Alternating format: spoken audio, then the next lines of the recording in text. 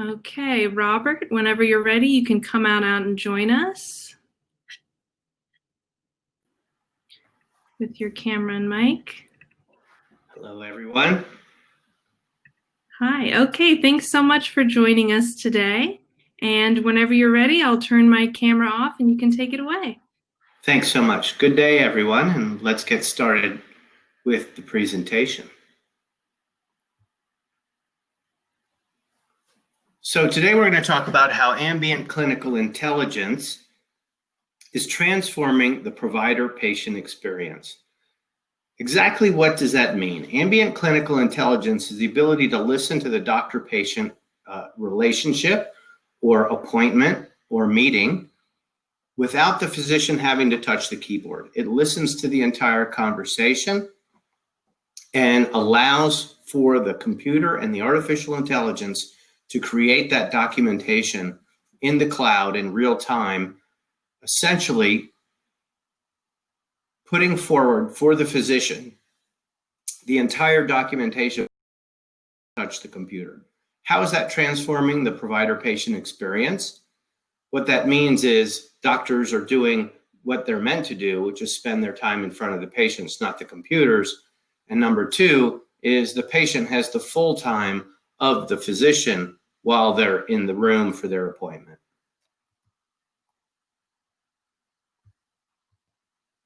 Let me advance my slide.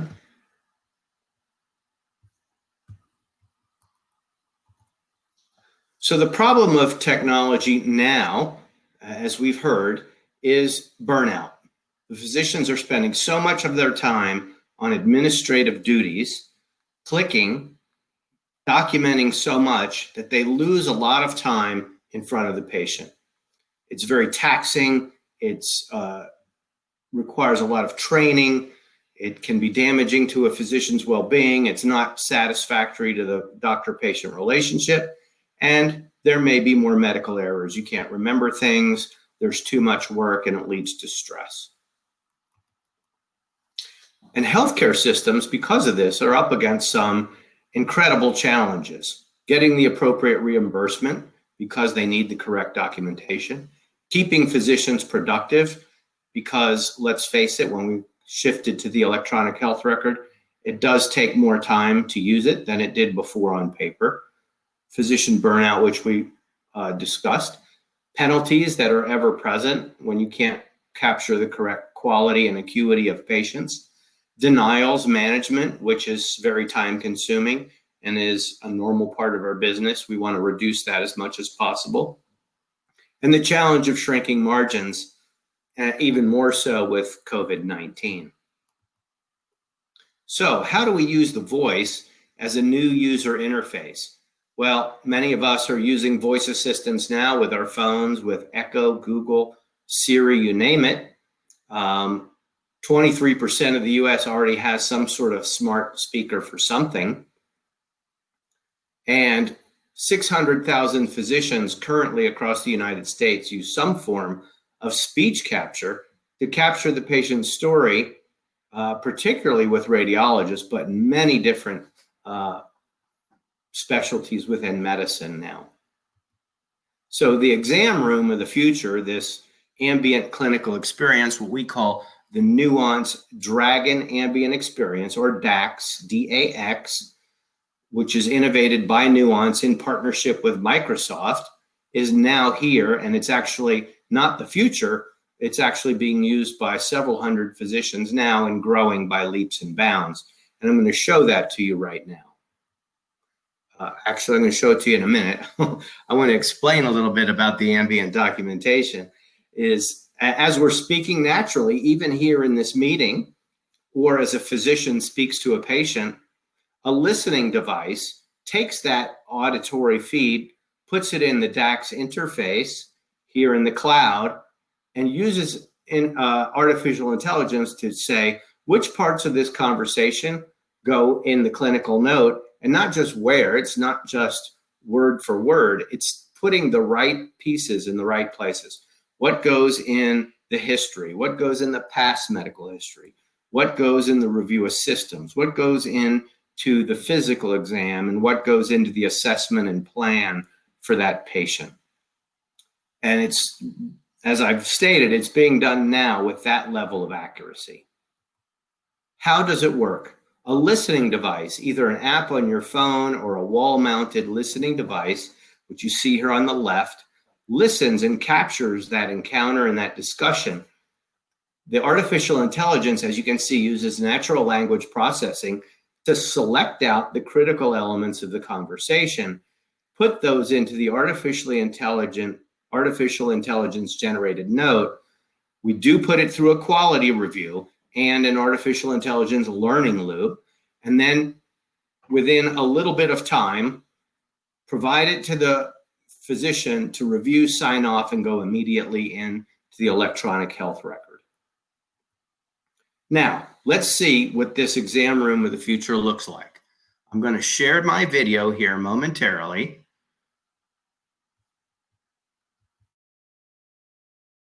And please Larson, let me know if it plays. Hi, Dr. Pello. Good to see you as well. You're here for your left ankle? I am. Hey, Dragon, let's get started. I'm seeing Miss Larson. She's a 44-year-old female here for left ankle pain. So, how did this happen? It's a little embarrassing. I'm not very coordinated, so I tried to take some snowboarding lessons, and for some reason I just kept falling, and this last time the straps didn't undo, my foot stayed stuck in the board, and it just sort of twisted and popped. Ouch. When did that happen? That was last night. Oh, it was a beautiful night for snowboarding. It was all lit up, clear sky, it was gorgeous. Oh, except for this. Except for this. And have you been able to bear weight since then? No, not a bit. Not really able to walk on it. And have you taken anything for the pain? I've been taking ibuprofen. It does not seem to help. Okay. Have you iced it, elevated it, anything like that? I have iced it and elevated it.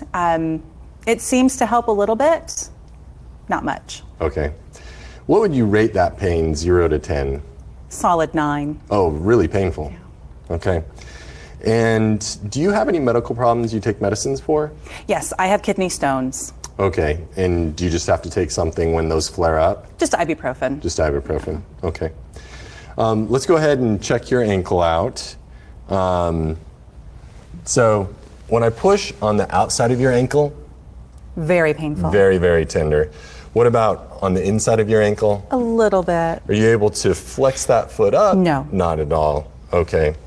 So your exam is generally normal other than severe tenderness over the lateral malleolus of the ankle and swelling over the lateral malleolus. Let's go ahead and look at your x-ray. Hey, Dragon, show me the radiograph. Okay, so looking, this is your fibula, and I do see a fracture through your ankle, through your distal fibula. So my diagnosis is distal fibular fracture. What I'd like to do for my plan is put you in a knee-high cast, put you on crutches, have you non-weight bearing, prescribe you something for pain, Ultram 50 milligrams every 6 hours as needed for pain. We'll give you 12 of those, and then I want you to come back and see me in 2 weeks, and we'll make sure this is healing up okay. Usually you don't need surgery for this. Great. Do you have any questions for me? No, I don't have any questions. Thank you. Oh, you're welcome. Hey, Dragon, order the medications and procedures as discussed. And then my technician will be in to put you in the cast and crutches. Hey, Dragon, finalize the report.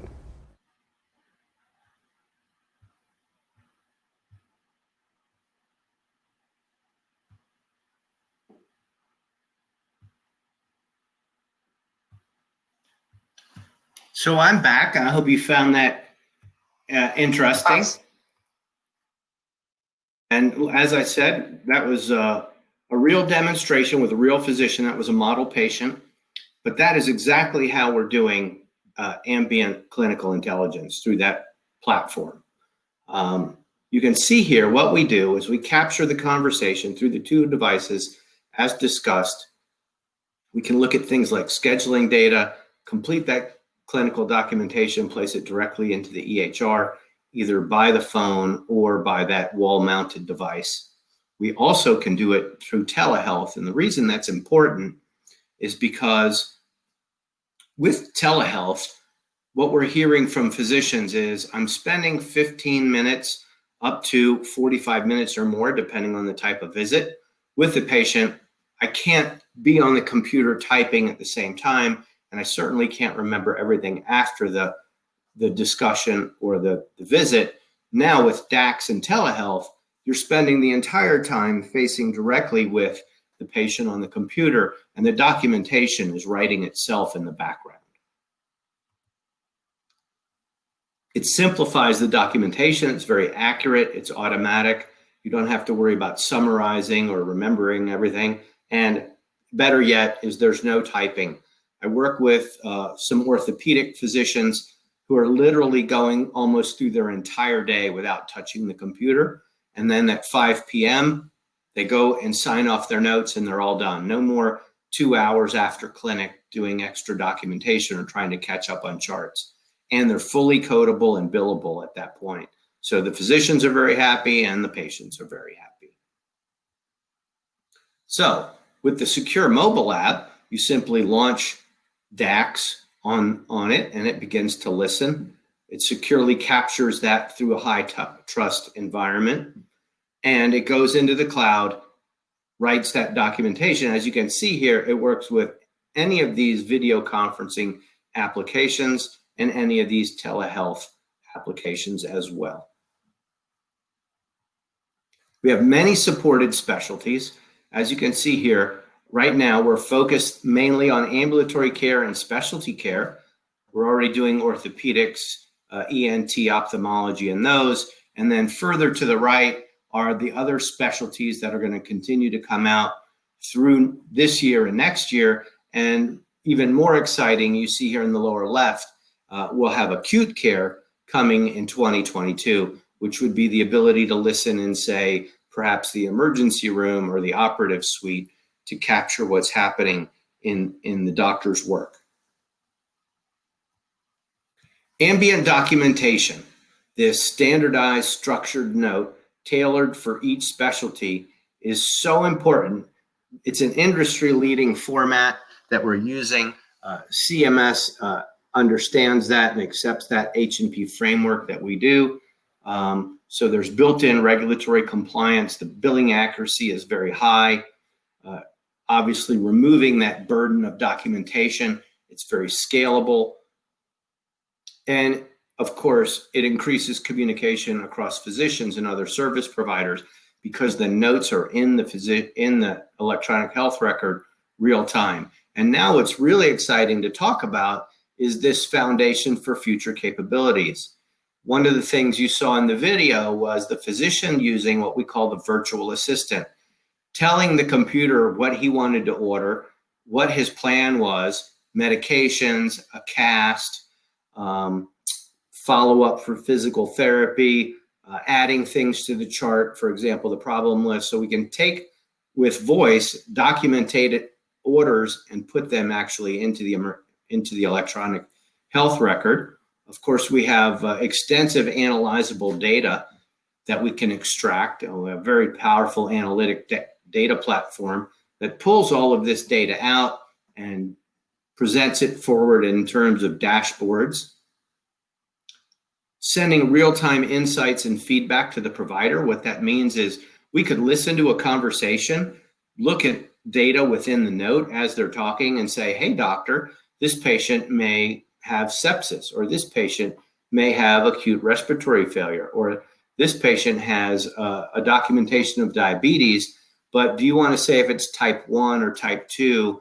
Is it hyperglycemic or hypoglycemic, and so on? So we can use artificial intelligence to actually improve and assist the doctor with real-time expert advice. And of course, we talked about the analytics on the back end and engage the electronic health record to actively validate and enhance information as the physician is working in real time. And what it does is it produces an accurate note in the electronic health record. So you see here from the discussion in the video we saw, the ability to take the conversation, put everything into the right position within the note, finalize it through a quality review, present it to the physician here on the right, virtually 100% accurate, and the physician can simply do a very quick check and sign it off. What are the extended benefits of using a platform like Nuance Dragon Ambient Experience, or DAX? Is reduce that clinician burden by creating the documentation simply by spending time with the patient, which is what the physicians want if you ask them. The accuracy, the efficiency, and the throughput is up. As a matter of fact, the orthopedist I worked with recently is able to see anywhere from 3 to 5 or more patients per day than he did before, because he's eliminated all that documentation burden. You can see more patients. How many people on the line have said, oh, I need to make an appointment with my neurologist or my orthopedic surgeon? Well, we don't have anything available for a month. I don't think an ankle sprain is going to wait that long. But now they can get more patients in per day, so waiting times, of course, become shorter. We talked about the satisfaction scores. We talked about revenue cycle, getting everything codable and ready for billing. And then, of course, just driving this off of a single scalable cloud platform for all your clinical environments, which means you don't have to maintain a server. We do all that for you. What's the real world impact of this? You can see on the right several institutions and organizations that we're currently working with where DAX is indeed live now. And what we're hearing already back is much less time spent in the EHR and doing clinical documentation, much greatly increased documentation satisfaction scores, because they're not typing and navigating and clicking everywhere. They're getting delivered a note based on the work they've done. And as I discussed, the increase in patient throughput. And very importantly, because this always comes up, is will patients do this? And when you consent them at the beginning of the visit, more than 90% of the people say, yes, indeed, that's fine. And when I worked with the orthopedic surgeon recently, every single patient was fine with the ambient listening device because they got to spend time with their physician. They got all their questions answered. And instead of 20 minutes in the room with the doctor's back to you typing on the computer, almost 100% of the time was in the face of the patient, which is fantastic. What's the Nuance difference? We're over 10,000 employees worldwide. We're in virtually 80% plus more of hospitals across the country.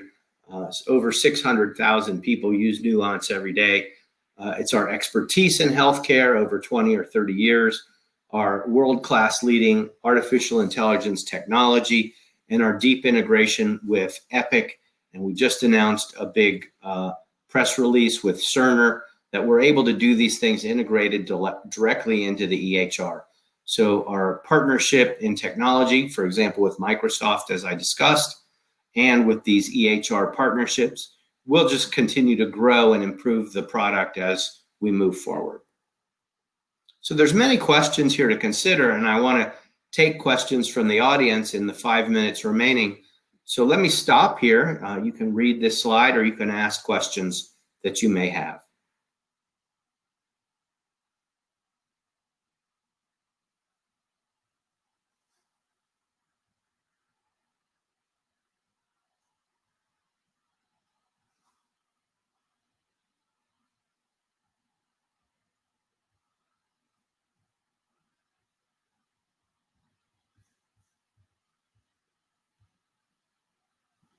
Anyone have any questions?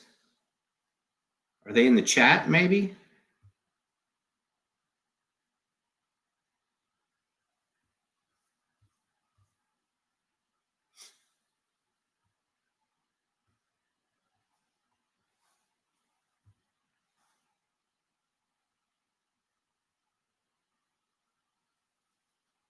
Well, thank you for your time. I hope you found it interesting. And my email is robert.budman@nuance.com. That's robert.budman@nuance, nuance.com. Thanks again.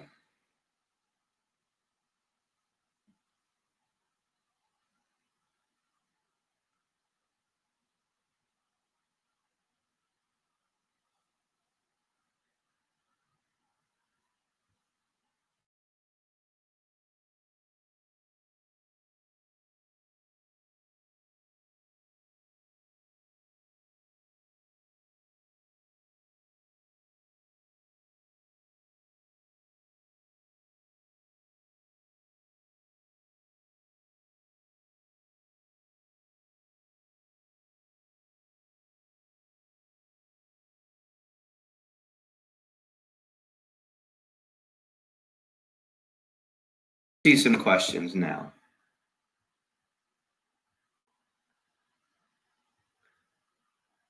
So DAX is used in the USA today. Do doctors change the language? No, it's English, but you can easily incorporate a third or fourth person for translation, and that does work. How does DAX perform with ambiguous or contradictory information? We'll go through that QA process, and it can be presented to the physician before it's signed off. Privacy concerns, I think I discussed. You go through a consent, and again, it's on Microsoft Azure, and it goes through the high trust certification process. And based on your user research, how do patients rate their comfort with the solution? Comfort from the patients is very high. The amount of external processing for the healthcare provider seems to benefit the doctor, but expose the patient to jargon. So it actually will take regular speech and convert it for the physician to medical speak, but it's still in the natural language and jargon of the patient.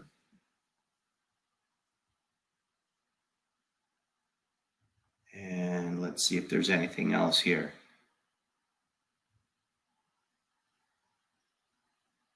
Question about cost. It's very comparable to other streaming, listening, and scribe services. So that is good to know. And do you collaborate with other types of clinical documentation support in your workflow? You can, and I think I covered that in the future virtual assistant realm. We have 1 minute left. Long-term care may be in the future. There currently is a human in the loop on the back end for the quality review, and the turnaround time in the service level agreement is 4 hours, but we're below 2 hours now. It's very fast. So morning visits would be done typically by lunch or just after lunch. Training on this AI included in med school or residency. That depends on the medical school, of course. But what happens is you get trained on the workflow of how to use these solutions as we roll them out. We have an extensive support platform that helps you learn how to use the tools. Single user licenses. I'm not sure what our lower limit is. I can take that offline and get back to you, Caroline.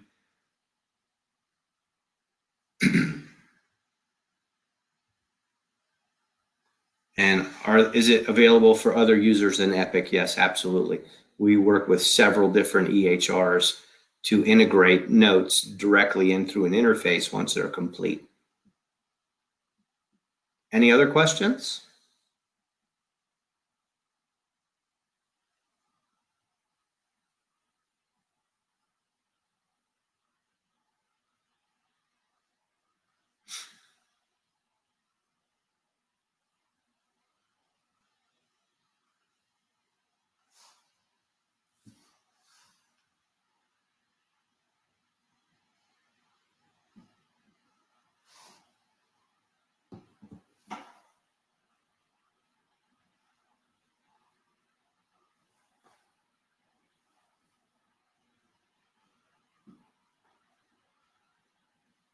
We have about 3 minutes left, and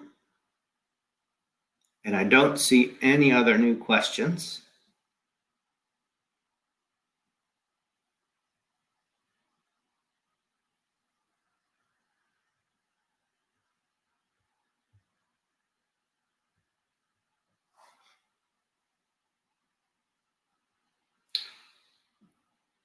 What is the market cost of these solutions in a number?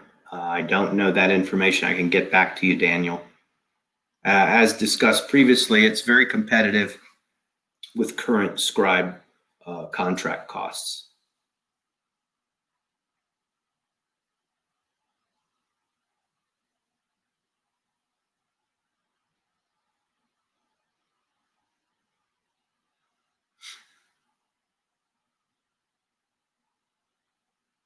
The interesting thing in a little bit of downtime waiting for any additional questions is, especially during COVID-19, pre-existing with the scribe population was the human resource element of hiring and training scribes, having them present in the healthcare environment, turnover rate, training them. Now with COVID-19 is the extra risk of having people who could get infected or be spreaders of infection.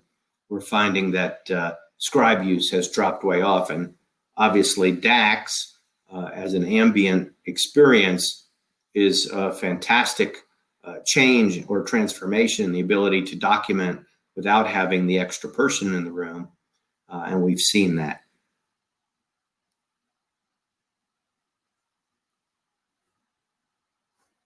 Yes, so for telehealth, we are using it.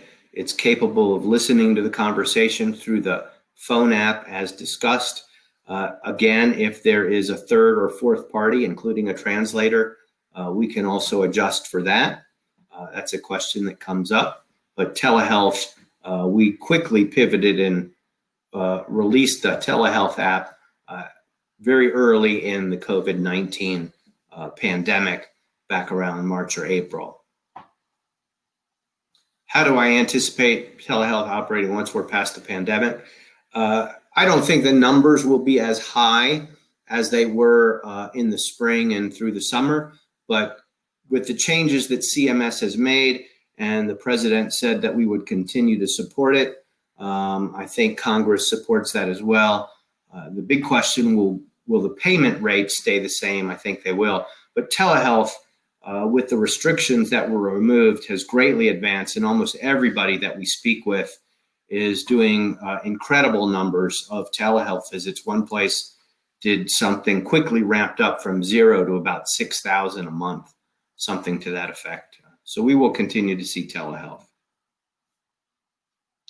How is the upfront cost recouped over time? So it's going to be basically amortized over the number of patients that you see.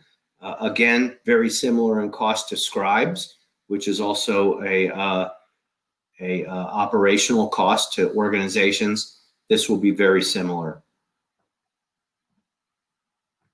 Anyway, 10 seconds left. Thank you very much again for your time and very compelling questions.